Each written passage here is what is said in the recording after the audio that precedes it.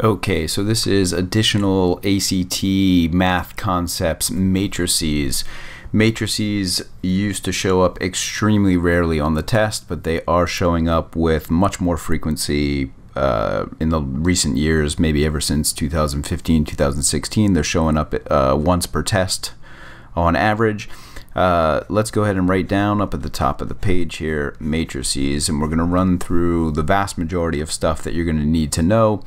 ACT sometimes tests matrices in ways that we're not going to cover here, but if you know all the information that we do cover here, you will have a solid enough foundation to be able to get through some of the other variations of matrices questions that they can ask.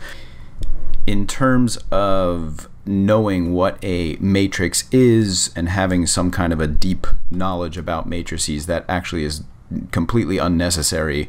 It's really just necessary to know how to make some calculations with matrices. I will, however, tell you that one of the things that we do with matrices is, for instance, we solve,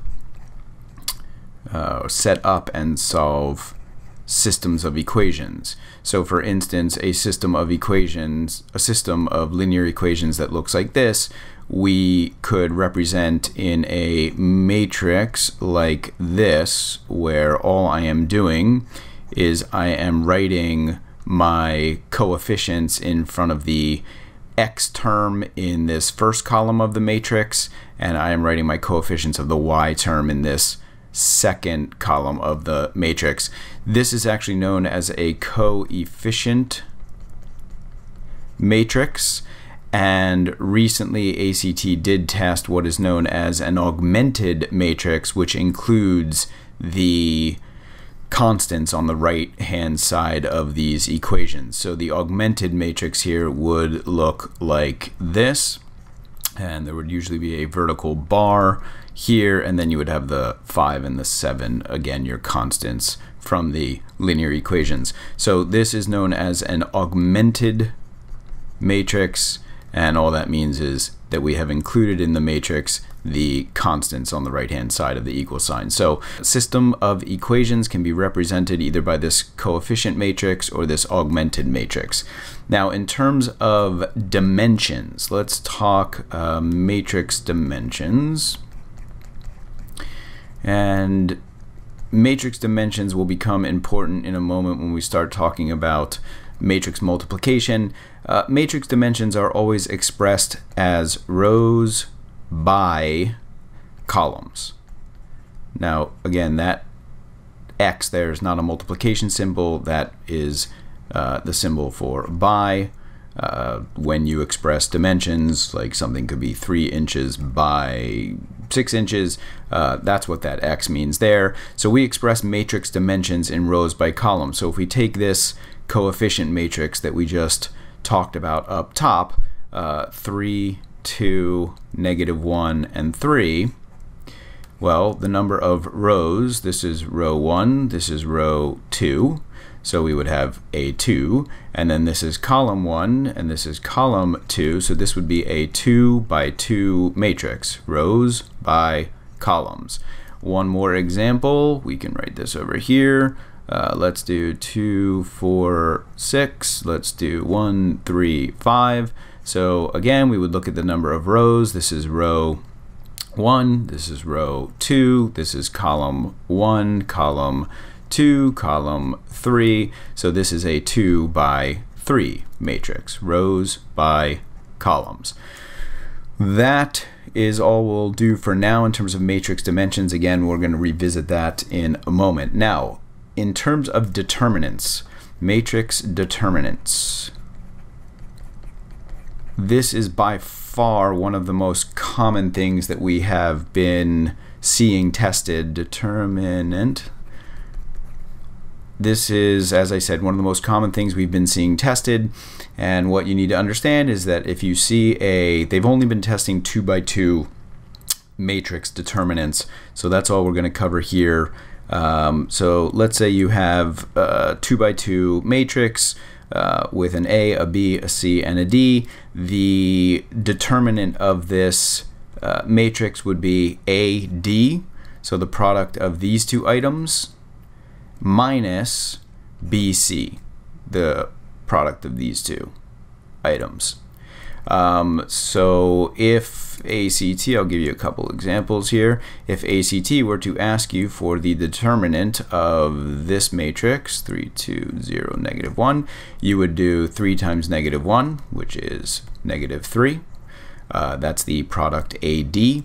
And then you would subtract from that 2 times 0, which is just 0, and you would get -3. So -3 is the determinant of this 2 by 2 matrix.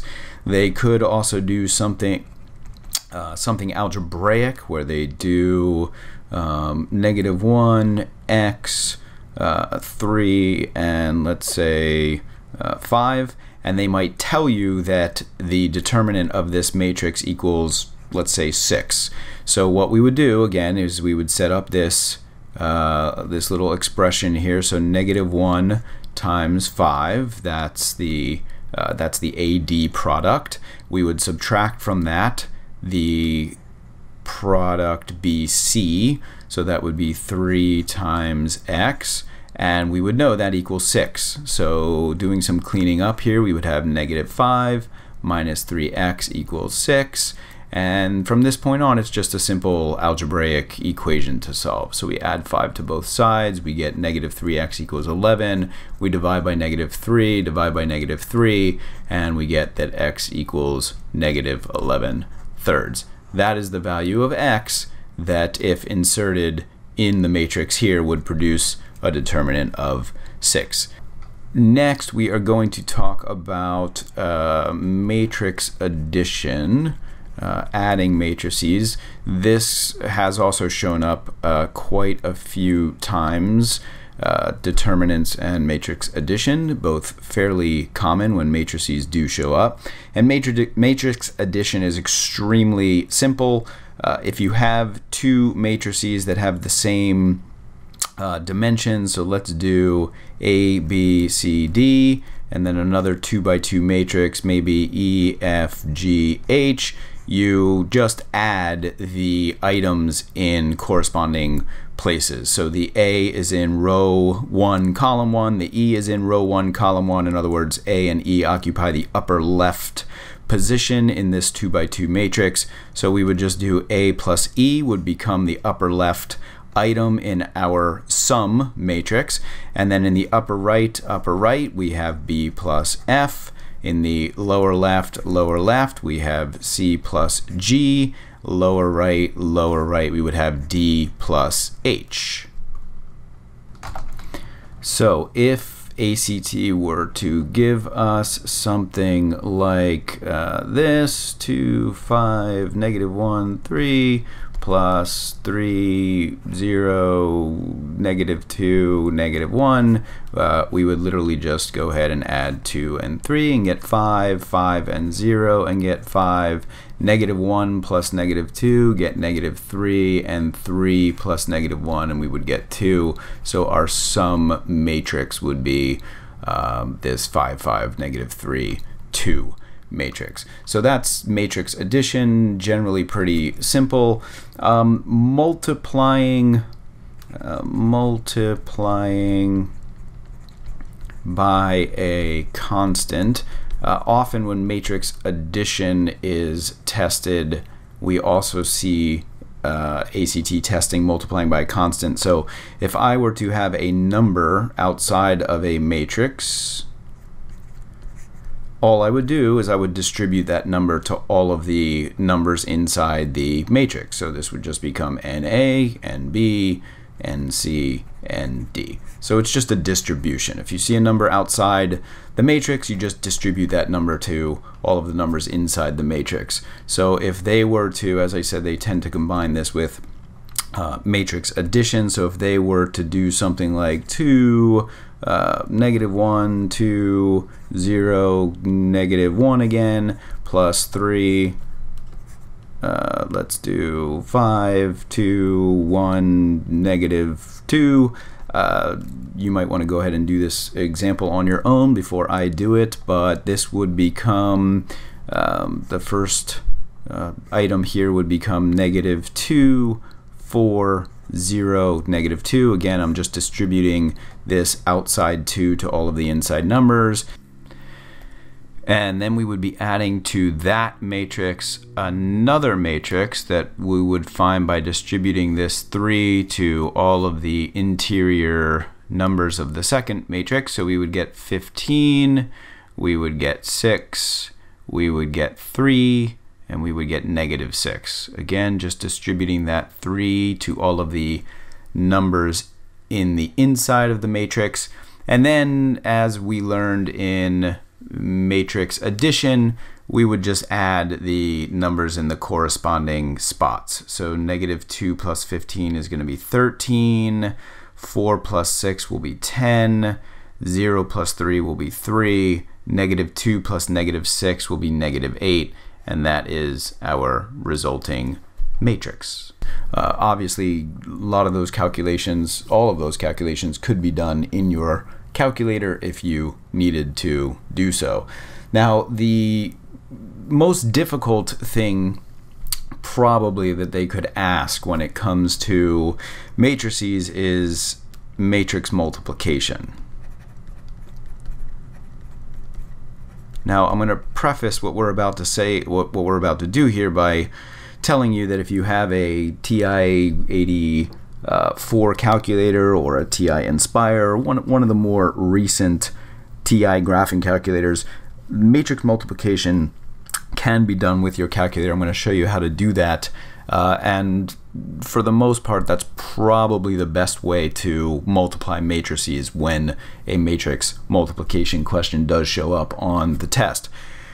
Before we start talking about matrix multiplication, though, we have to revisit the idea of dimensions. So let's say we have one matrix A and one matrix B, and we want to multiply those matrices. Matrix A has dimensions RA, column A. Okay, so that's rows of A by, sorry, there I go saying times, rows of A by columns of A, and then matrix B is going to have rows of B by columns of B. One of the most important things that you're going to need to know, and ACT actually has tested this before, that in order to multiply these matrices, these inner numbers need to be equal.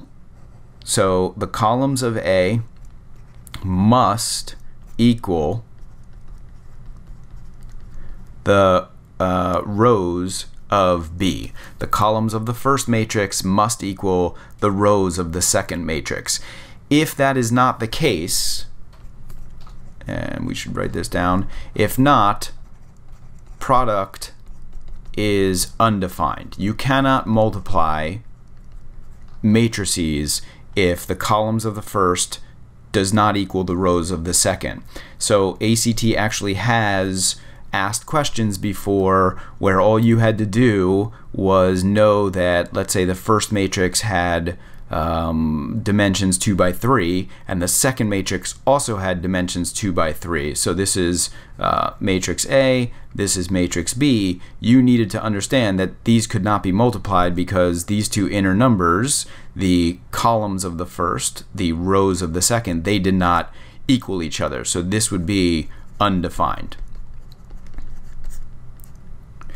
And again, there have been questions that have revolved simply around knowing whether a product is defined or not, a product of matrices is defined or not.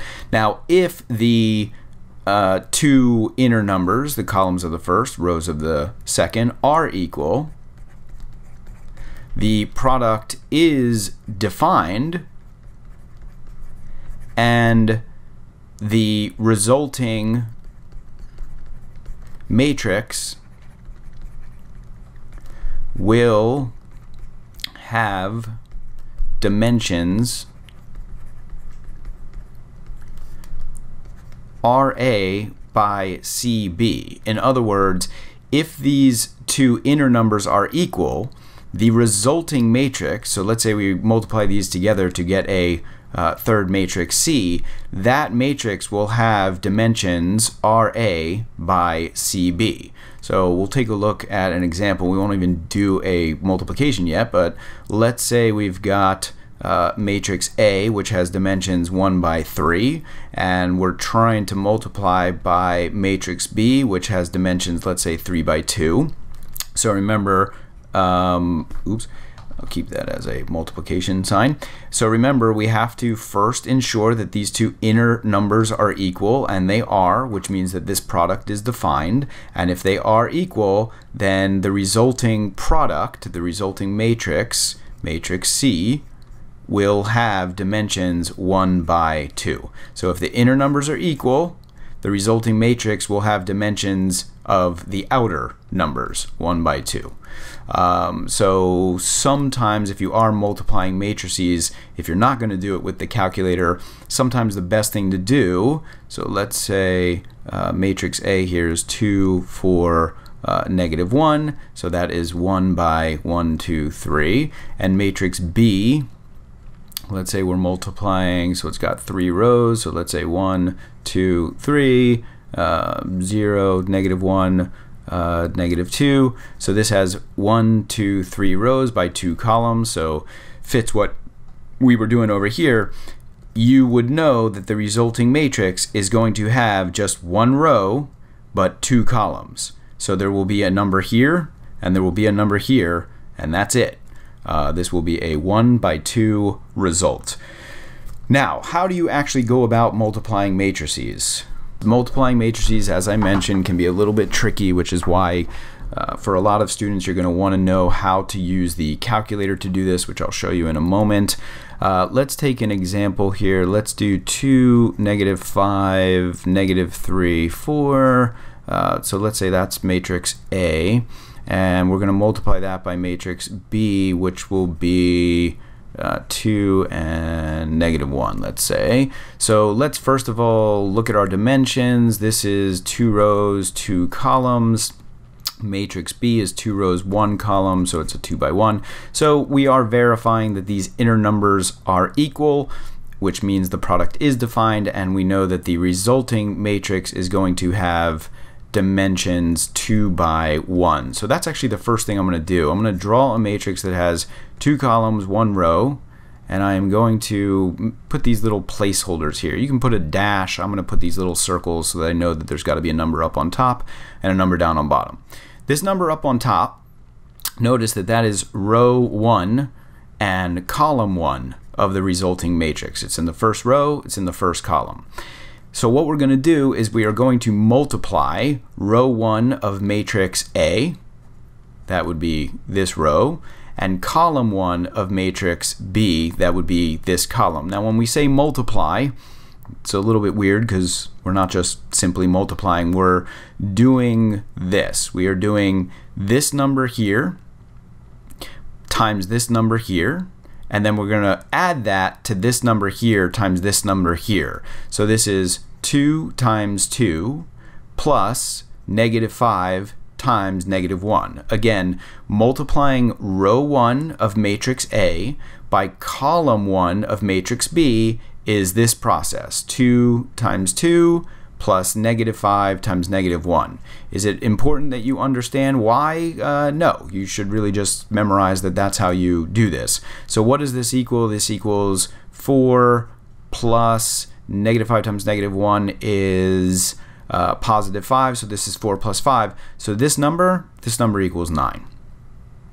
And now this guy down here in this place is row 2, so that was row 1, row 2, column 1, so this guy is row 2, column 1 of our resulting matrix. So again, what we're going to do is we're going to multiply row 2 of matrix A by column 1 of matrix B. So we're going to do that same thing. We're going to do this 3 times this 2, so -3 times the 2, and then this 4 times this -1.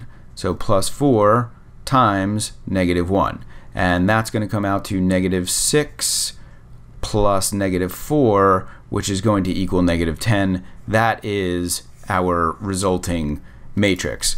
Now, again, I understand that can be extremely confusing for some students, which is why it's a beautiful thing that most modern calculators can actually do this reasonably quickly. And the way that we do this is we click second, and then this x to the -1 key has matrix above it in blue. So the second function of this key is the matrix menu. We are going to go to edit. We're going to hit enter.